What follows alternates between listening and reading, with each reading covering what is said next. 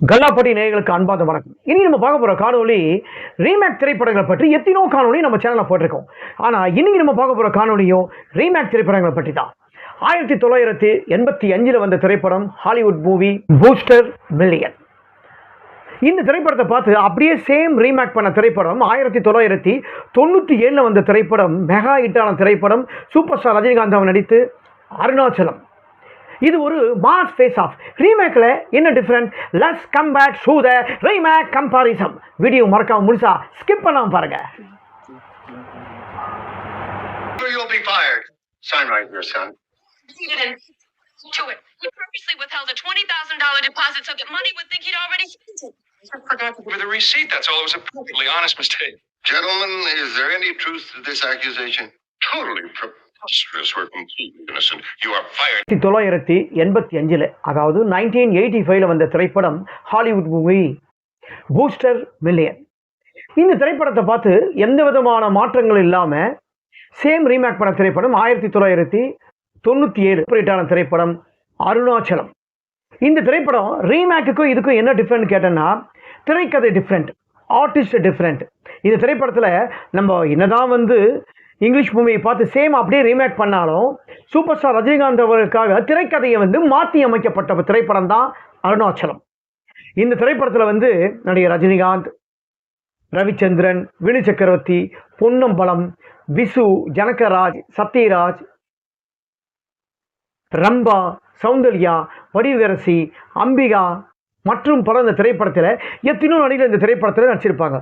மனோரமா, எத்தனோ நடிகர் இந்த திரைப்படத்தில் நடித்த திரைப்படம் தான் ஒரு நட்சத்திர பட்டாளமே நடித்த திரைப்படம் அருணாச்சலம்.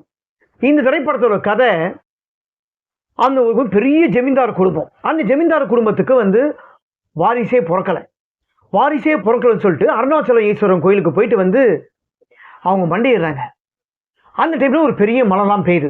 அந்த டைமில் கடவுளோட ஆசீர்வாதத்தால் அங்கே ஒரு குழந்தை இருக்குது. அந்த குழந்தை தான் ரஜினிகாந்த்.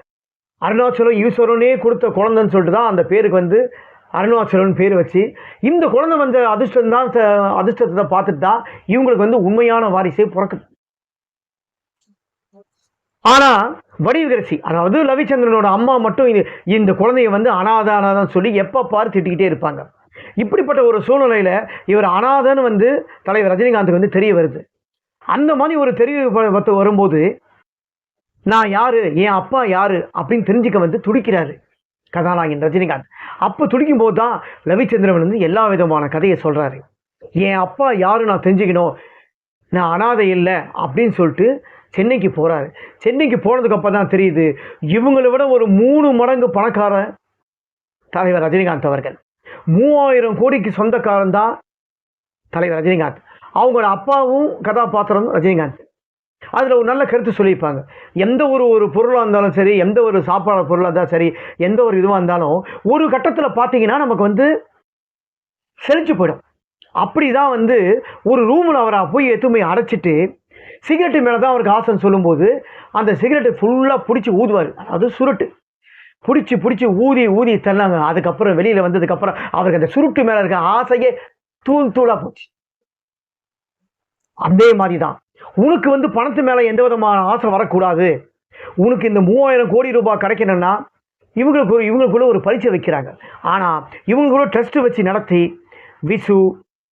விசுக்கு அப்புறம் வி.கே. ராமசாமி, ரகுவரன், நிலகல். ஹாலிவுட் மூவிக்கும் தமிழுக்கு என்ன டிஃப்ரெண்ட் கேட்டால் தலைவர் ரஜினிகாந்த் அவர் தான் டிஃப்ரெண்ட்டு.